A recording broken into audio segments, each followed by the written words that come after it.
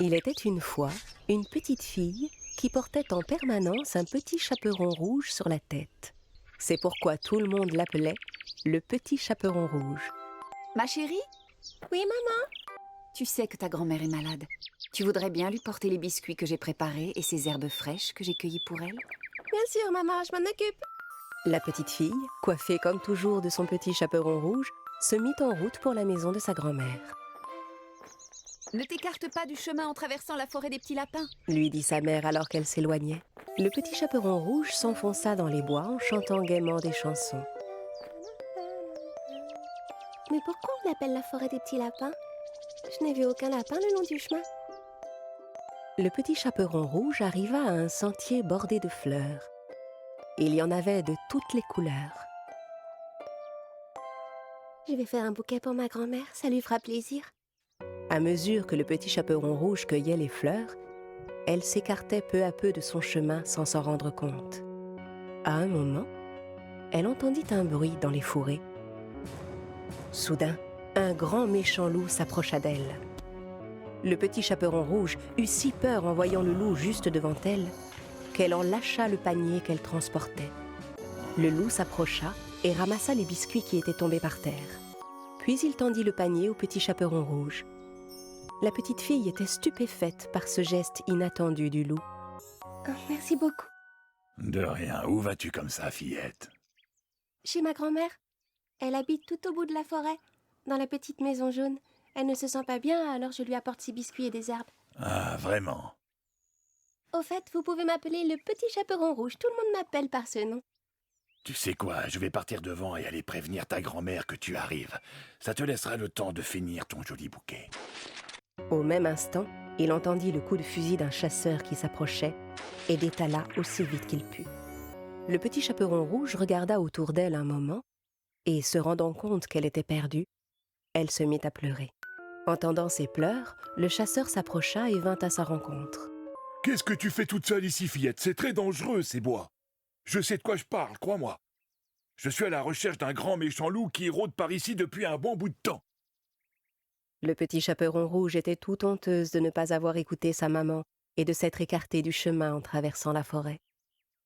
C'est pourquoi elle n'osa pas dire au chasseur qu'elle avait rencontré le loup. Oui, mais je voulais juste apporter des biscuits à ma grand-mère de l'autre côté de la forêt et je me suis perdue. Dans ce cas, petite, je vais t'accompagner jusque chez elle. Et ensemble, ils se remirent en chemin. Au même moment, le loup prit un raccourci à travers les bois et arriva à la maison de la grand-mère. Il frappa à la porte. La grand-mère appela de l'intérieur. Qui est là? Le loup transforma sa voix. C'est moi, grand-mère, le petit chaperon rouge. Je t'apporte des biscuits et des herbes fraîches ramassées dans les bois.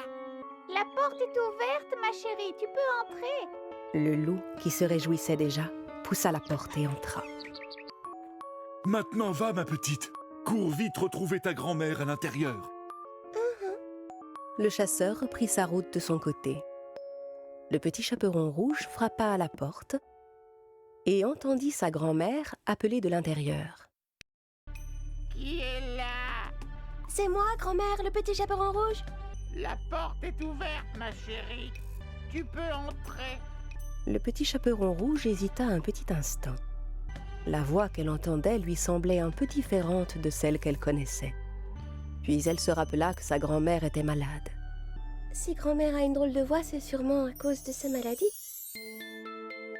Le petit chaperon rouge poussa donc la porte et entra.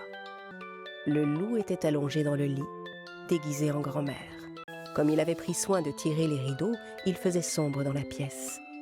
Avec son bonnet de nuit et ses lunettes, le petit chaperon rouge ne pouvait pas le reconnaître. Comme c'est gentil, ma chérie, de t'être donné la peine de faire tout ce chemin pour m'apporter de quoi manger. Viens par ici que je puisse te prendre dans mes bras. Allons, mon enfant. Approche-toi un peu plus près. Le petit chaperon rouge déposa son panier par terre, mais n'osa pas s'approcher trop près du lit. Sa grand-mère lui paraissait vraiment changée. Grand-mère, pourquoi as-tu de si longs bras? C'est pour mieux pouvoir t'enlacer, mon enfant. Grand-mère, pourquoi as-tu de si grandes oreilles? Eh bien, ça, c'est pour mieux t'entendre, mon enfant. Mais grand-mère, pourquoi as-tu de si gros yeux? Mais voyons, c'est pour mieux te voir, mon enfant.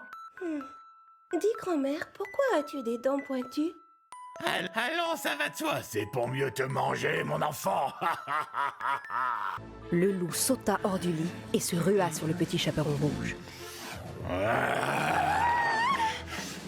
La fillette comprit alors que ce n'était pas sa grand-mère qu'elle avait trouvée dans son lit, mais le grand méchant loup qu'elle avait rencontré en chemin. Heureusement, le chasseur entendit les cris du petit chaperon rouge. Et il se précipita vers la maison. Il entra chez la grand-mère et assomma le loup aussitôt.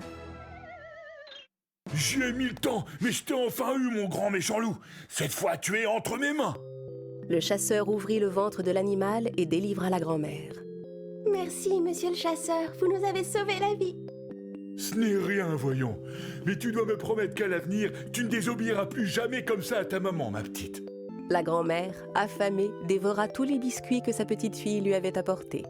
Et avec les herbes fraîches, elle se fit une bonne tisane qui la remit immédiatement sur pied.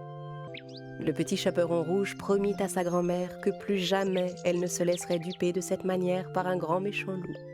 La fillette reprit la route dans l'autre sens pour rentrer chez elle, en chantonnant gaiement. En chemin, elle croisa à nouveau le loup que le chasseur avait obligé à nettoyer toute la forêt. En voyant le petit chaperon rouge, le vilain loup eut vraiment honte de ce qu'il avait fait. Et la forêt des petits lapins redevint ce qu'elle était auparavant, pleine de joie, de fleurs et de petits lapins.